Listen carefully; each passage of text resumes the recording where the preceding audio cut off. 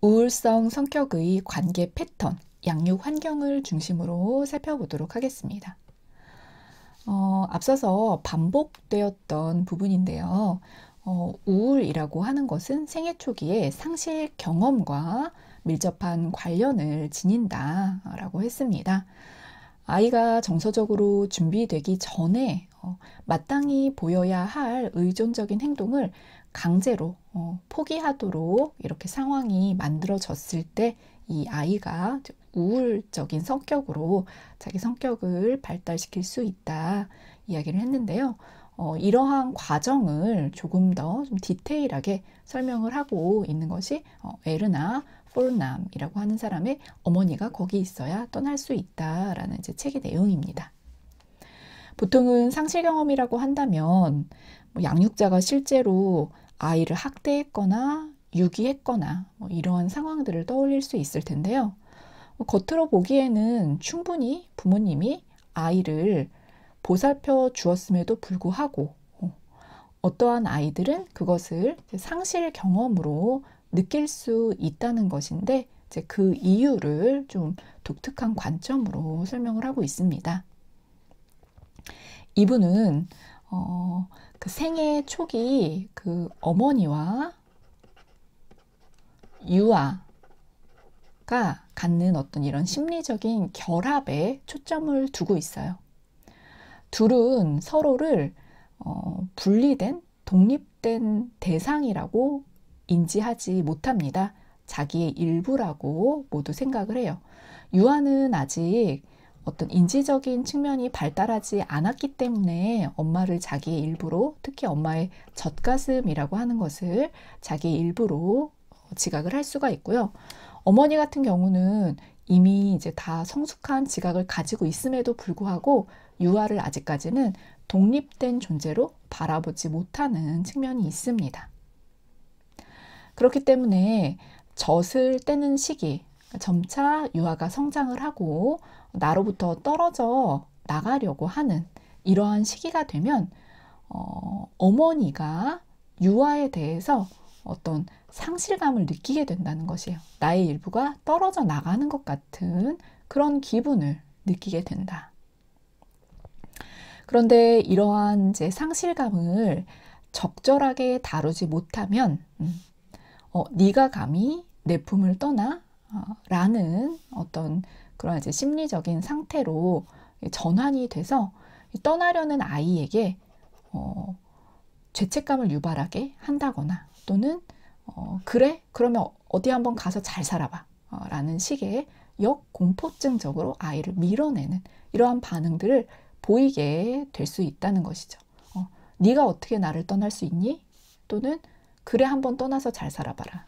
이러한 두 가지 모두 건강하지 않은 방식이라고 볼 수 있을 텐데요. 이렇게 어머니가 무의식적으로 이제 나타나는 과정이겠죠. 이러한 반응을 보였을 때 이것이 자녀로 하여금, 유아로 하여금 우울 역동을 불러일으키게 할 수 있다라고 하는 설명입니다.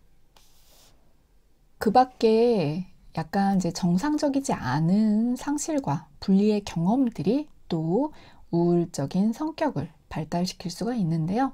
이해하기 어렵고 정상적으로 슬퍼하기 힘든 상황이 생애 초기에 있을 수 있을 것 같아요. 그리고 이제 이러한 상황에서 이것을 좀 그래도 가족 구성원들이 이해시키기 위해서 또는 정상적으로 슬픔을 표현할 수 있도록 도와줘야지 될 텐데 그렇게 하지 못했던 것이죠. 이것이 중요한지 몰라서 그랬을 수도 있고요. 또는 이 아이에게 관심이 없어서 그럴 수도 있을 것 같아요. 아동이 상실의 경험을 앞두고 공경에 처해 있을 때 제대로 신경 주지 못하고 또 아이가 잘못된 해석을 할 때가 있어요. 예를 들어서 부모님이 이혼을 하거나 별거를 할 때 이것은 내가 나쁜 아이라서 그래. 이런 식의 자기 위주의 도덕적인 해석을 할 때 그게 아니다라고 바로 잡아주지 못하는 것이 이게 결국은 나는 나쁜 아이야 라고 하는 내사를 조금 더 좀 공고히 하게 하는 그런 계기가 될 수 있다는 것이죠. 그 밖에 가족 내에 어떤 큰 상실 사건이 발생을 했을 때 애도가 정상적으로 되지 않는 경우들도 왕왕 있습니다. 부모나 다른 양육자가 그런 슬픔을 자기가 부인을 해버린다든지, 또는 야, 그 사람 없이 우리는 더 잘 살 수 있어. 뭐 예를 들어서 폭력적인 어떤 배우자와 이혼을 해놓고 이런 이야기 종종 할 수 있거든요. 그 사람은 나쁜 사람이었고 우리는 그 사람 없으니까 더 잘 살 수 있고. 그런데 물론 이것이 일견 사실일 수는 있지만, 그럼에도 불구하고 자녀 입장에서는 자기 이제 부모 중에 한 명을 잃는다라고 하는 것이 그래도 슬픈 경험일 수 있는데, 자기 슬픔을 적절히 표현하지 못하게 하는 가족 분위기가 되어버리는 것이죠. 그리고 또 한편으로는 내가 고통을 드러내기가 어렵겠구나, 내가 괜찮다는 것을 부모님께 알려야 되는구나 라고 하는 암묵적인 분위기가 존재를 할 수도 있습니다. 이러한 경우에 아이는 좀 어른스러운 척 자기의 슬픔을 숨기면서 이것이 이제 이후에 우울의 성격으로 또 발전하게 되는 것이죠. 슬픔을 인정하면 마치 큰 어떤 일어나서는 안 될 일이 일어날 것처럼 이러한 암묵적인 메시지를 주다 보면 아이들은 슬픔이라는 건 되게 위험한 거구나. 그리고 내가 누군가에게 위안을 받는다라고 하는 것은 내가 결코 품어서는 안 되는 파괴적인 생각이구나. 이렇게까지 인식을 할 수 있게 된다는 것입니다. 자녀가 이렇게 슬픔을 표현할 때 그것을 이제 상당히 비판하는, 부모가 이것을 상당히 비판하는 이러한 경험을 했다라고 한다면 자기의 취약한 측면을 더욱 혐오하게 될 수 있을 것 같아요.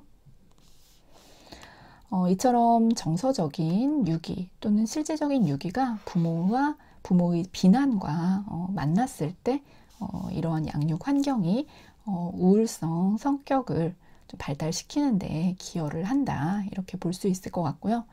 그 밖에 가족 안에서 일어나는 여러 가지 상실 경험을 유난히 이제 이 친구가 정서적으로 민감하게 받아들일 때, 또는 부모님 자체가 심각한 우울을 경험하고 있을 때 역시 우울성인 성격이 발달할 수 있다, 이렇게 보고 있습니다.